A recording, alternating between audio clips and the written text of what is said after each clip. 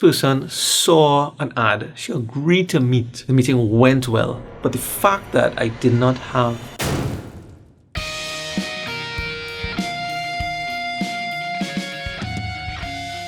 So quick story. I ran a Facebook ad campaign like I did in this video here. And I was meeting with one of the potential clients, one of the potential brides. I only did a couple of weddings at that point. So we started chatting over a cup of coffee. I think I gave a lot of value in terms of running through what the wedding day would look like in terms of photography and my services, as well as some things that she would not have known from not actually getting married before. She had a lot of questions. I had a lot of the answers to those questions. I really used that session to build rapport and for me to understand a little bit more of what she needed in a photographer, and more of a relationship building session, especially since I did not have much to show yet. At the end of the meeting, I thought that it went really well. There was a point where I thought she was actually going to ask if she could pay down today.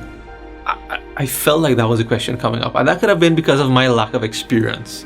I left there so excited to do the wedding, and even more than that, the money that I was going to get paid for doing the wedding. I already went on Amazon checking out the prime lens that I was interested in getting.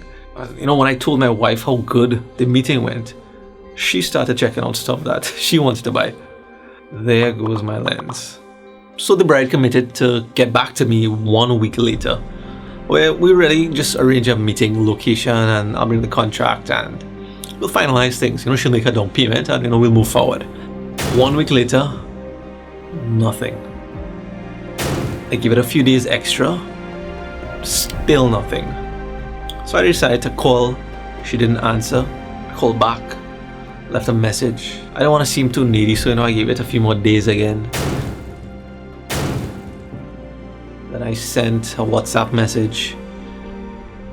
No response. She read the message, but no response. And I was thinking to myself, what went wrong? And then I realized that, of course, I'm not the only photographer that she's been meeting with. This is a big investment. It's a lot of money to spend for a wedding. This is not a $5 decision. So I finally got a response. This might be the exact words, but she and her fiance reviewed all of the information that they got from all the photographers that they met, and she was pleased with everything that I explained to her. And she thought we hit it off. I thought we hit it off as well, but basically that she decided to go with somebody else, and we had to end things before it got started. She wanted to just be friends, but I wanted more than that. I wanted a photography relationship. Of course, I was a little bit disappointed. Who wouldn't be? It wasn't the first time I got rejected, but this time I wanted to find out, why? So I did reach out to her and I told her that, I appreciate you getting back to me, and happy that you have a photographer that you're comfortable with. If you don't mind me asking, what was the reason you chose not to proceed? It was simple in that I just didn't have enough to look at. Not that I wasn't enough to look at, but she and her fiance just didn't have enough information, pictures about me, compared to the other photographers that they were looking at.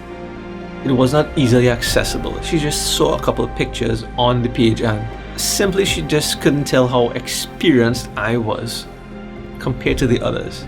I did not have enough information out there.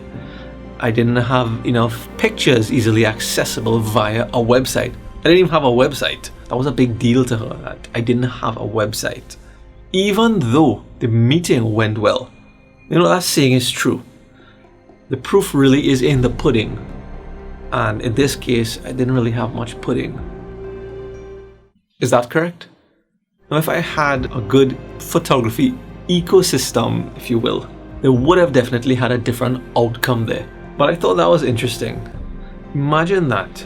This person saw an ad, she agreed to meet, and the meeting went well. But the fact that I did not have online presence, that was a deal breaker there. So don't let that happen to you. The truth is, there is no disadvantage to having your photography website up and running. It works well with your Facebook ads as well, and I'll show you a little bit more about that in later videos. If you're ready to get your site up and running, there's a link in the description of the photography website hosting that I strongly recommend, as well as some themes that will work best for the look of your site. But be sure to hit that notification bell, because in the near future I'll have a step-by-step tutorial on how you can quickly get that site up and running. I hope that this video was useful to you. If there's any topics around the photography website that you want to find out more about, let me know in the comments down below. I'll see you in the next video.